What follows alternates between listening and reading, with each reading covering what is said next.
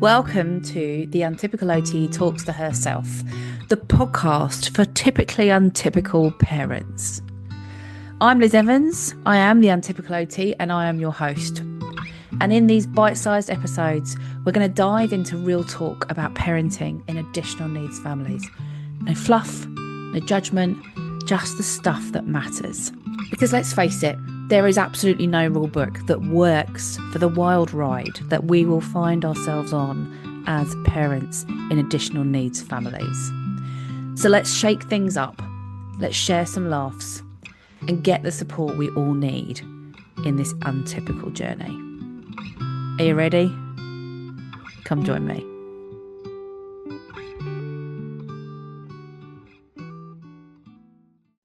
Hi, Liz Evans, the Untypical OT here, and welcome to another episode of the Untypical OT Talks to Herself. But I feel like I need to rename this. I'm not really talking to myself. I am talking to you out there. It just feels like I'm talking to myself. It feels really odd. So I usually have my guests and I'm usually in a conversation with people, and I'm having a conversation with you by looking at myself. And it feels like I'm talking to myself. Hence, it's called the Untypical OT Talks to Herself. But anyway, I digress.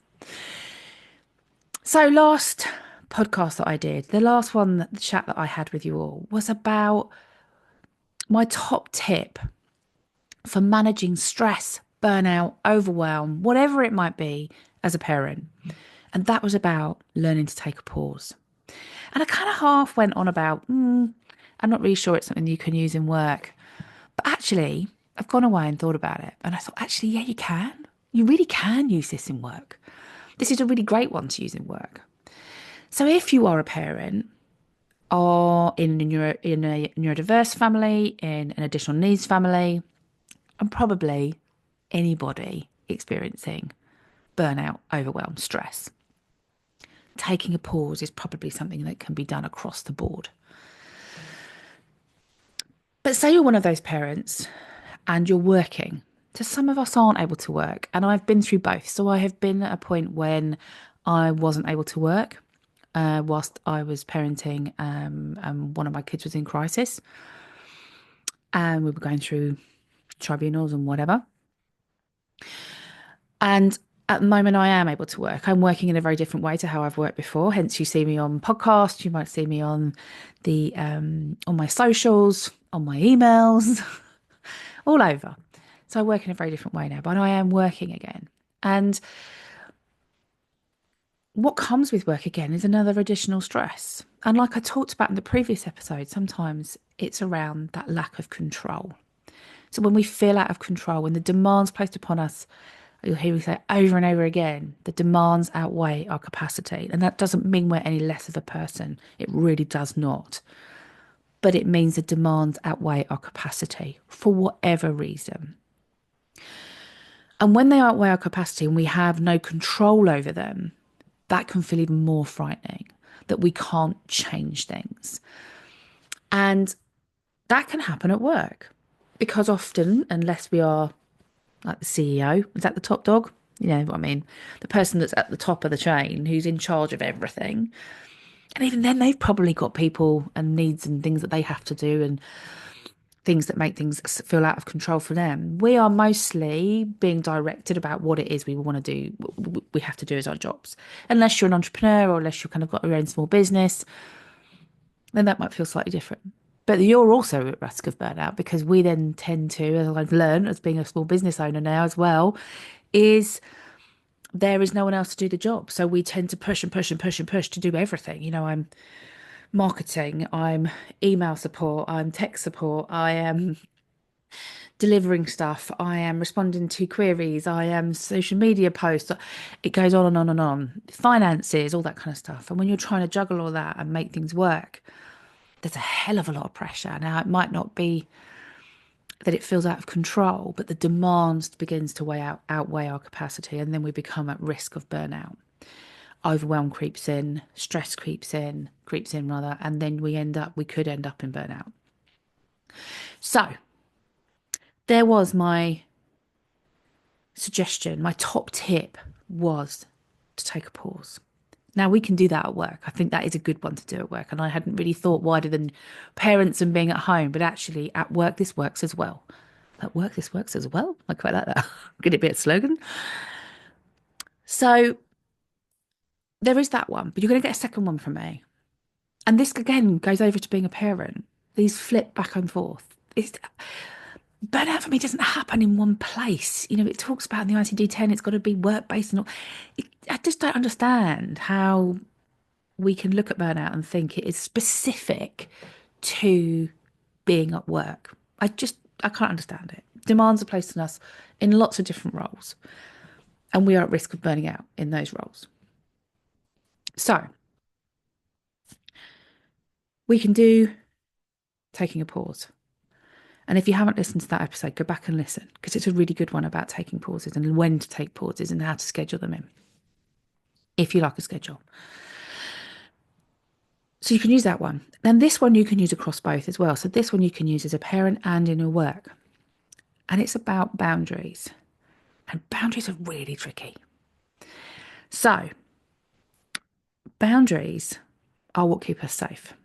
They are where we feel the line is, where this feels okay to us, but now it doesn't. They're boundaries where we learn to say no and being okay with saying that no. Now, that's really tricky. You can't always say no. One, it's really difficult at work. If you've got a boss that's telling you need to do something, you can't just go no. It's likely to end up with you having no job. If you've got to do something for one of your kids at home, very difficult. Or we've got a deadline for something that's due in. Can you say no? Probably not a lot of the time. But you can have flex in those boundaries. So you can have hard boundaries, which are really hard. That is not acceptable. I won't take that. I won't take being spoken to in a certain way. There's your hard boundary. That doesn't flex. That's a hard boundary for me. But there's also flexible boundaries where it depends. It depends what's going on and what you're trying to do and accomplish and where your stress levels are. And that's different and it's difficult to find that and negotiate around those boundaries. So the biggest thing I would say is being really clear about what your boundaries are. What will you accept? I don't like the word tolerate. What will you accept? Because tolerate means we have to kind of still put up with it. I don't want to have to put up with it. What's okay? Where are your hard boundaries and where are your softer, more flexible boundaries? And when you know what your boundaries are, it's so much easier to then put them in place. So my challenge is, I'm going to scrap that language as well. I'm being really careful with my language at the moment. I'm trying to be more careful.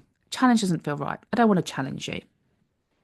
My suggestion is having a think about what are your boundaries. Do you know what your boundaries are? Do you know where your boundaries are? What is okay and what is not okay? Like one for me example is hugging. I'm not a hugger, but lots of people are. And I remember as a kid, hugging becoming more acceptable. It was like a greeting between, particularly girls. I'm being stereotypical, but particularly girls when I was younger. I'm an 80s kid. And I actually remember it becoming a thing and me thinking, but I don't want to hug them, but feeling that I had to. And as I've kind of got older, I've gone into working environments where people will hug you. And I remember going into my first work environment and somebody hugging me and me thinking, what is that about? Don't hug me.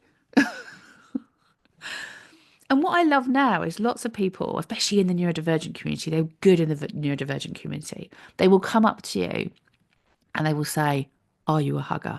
And I feel very comfortable now saying yes or no. No, thank you. And them not being offended, which is great. But the fact that they ask is brilliant. But that might be a boundary for me. A boundary might be, at work, I do not hug people. And that's a hard boundary. It doesn't move. It makes me feel uncomfortable. I don't like it. It's not happening. But I do let people hug me that I know and that I'm close to. Particular people. So there's a flex in my boundary.